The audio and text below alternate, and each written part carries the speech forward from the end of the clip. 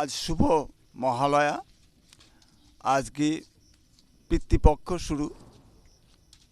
পিতৃপক্ষে তিল তর্পণ করতে হয় যাদের পিতা মাতা গত হয়েছেন। আজকে তিল তর্পণ করলে পূর্বপুরুষ তারা একটু জল পায় এবং আশা করে তাদের বংশধরের কাছ থেকে একটু জল পাবে, হ্যাঁ, এবং তাদেরকে আশীর্বাদ করে। এই হচ্ছে উদ্দেশ্য। পিতামাতা আশীর্বাদ করে দুহাত ভরে। তর্পণ বিগত এগুলো ঠিক বলা যাবে না এই মুহূর্তে। এগুলো পূর্বপুরুষ থেকে হয়ে আসছে, এটা ঠিক বলা যাবে না যে কবে থেকে শুরু হয়েছে। জ্যোতিষী এল কে বিশ্বাস।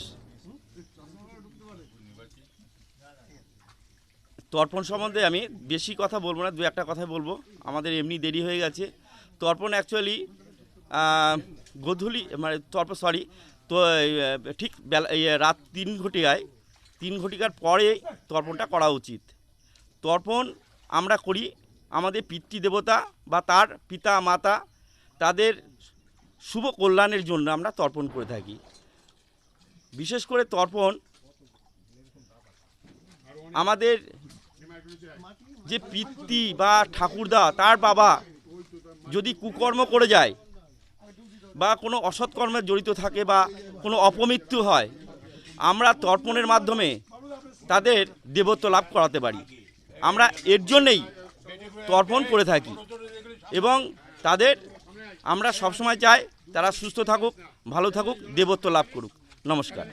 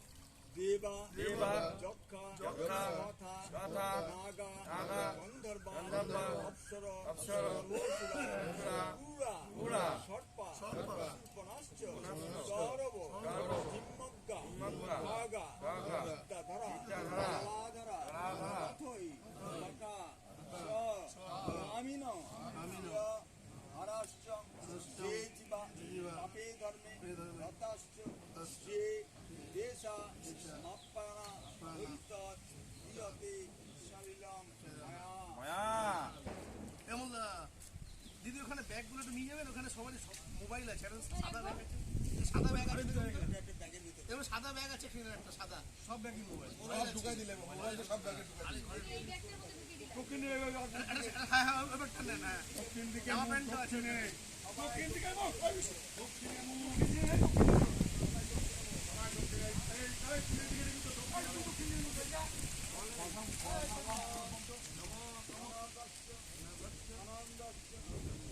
জানি না সব নিয়ে